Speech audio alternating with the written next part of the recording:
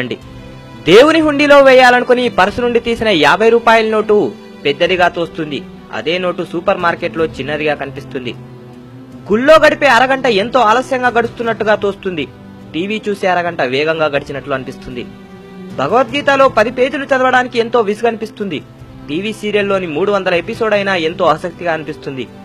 దినపత్రికలో వచ్చేవి మనం నమ్ముతాం, కానీ పురాణాల్లో చెప్పేవి నమ్మబుద్ధి కాదు. క్రికెట్ ఆటని టీవీలో తెల్లవార్లు మేలుకొని చూస్తాం. ఉదయం కాసేపు భక్తి ఛానల్ చూడాలంటే నిద్రొస్తుంది. రికార్డింగ్ డాన్స్ అంటే ముందు సీట్లో ఉంటాం. హరికథ అంటే ఆ ఛాయలకు కూడా పోము. తిరుపతి లేదా అయ్యప్ప కొండకు వెళ్లే బీదలకు ఇవ్వడానికి మన దగ్గర చిల్లరుండదు. మన పిల్లలకు 5 స్టార్ చాక్లెట్లకు చిల్లరుంటుంది. ఇంకా చెప్తాను వినండి. మరణం అందరికీ ఉంది, కానీ మరణించాలని ఎవ్వరూ అనుకోరు. ఈ రోజుల్లో అయితే పరిస్థితి ఇంకా విషమంగా ఉంది. భోజనం అందరికీ కావాలి, ఎవరూ వ్యవసాయం చేయరు. నీరందరికీ కావాలి, నీటి వనరులు రక్షించడానికి ఎవరూ ప్రయత్నం చేయరు. పాలు అందరికీ కావాలి, కానీ ఆవును పాలించాలని ఎవరూ అనుకోరు. నీడ అందరికీ కావాలి, చెట్లను నాటాలని వాటిని రక్షించాలని ఎవరూ అనుకోరు. భార్య అందరికీ కావాలి, కానీ ఆడపిల్లలు పుట్టాలని వారిని రక్షించాలని ఎవరూ అనుకోరు.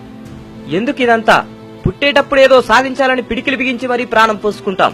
పోయేటప్పుడు సాధించింది ఏమీ కూడా తీసుకుపోలేదని అరచేతిని ఆకాశానికి చూపించి ప్రాణాలు వదిలేస్తాం.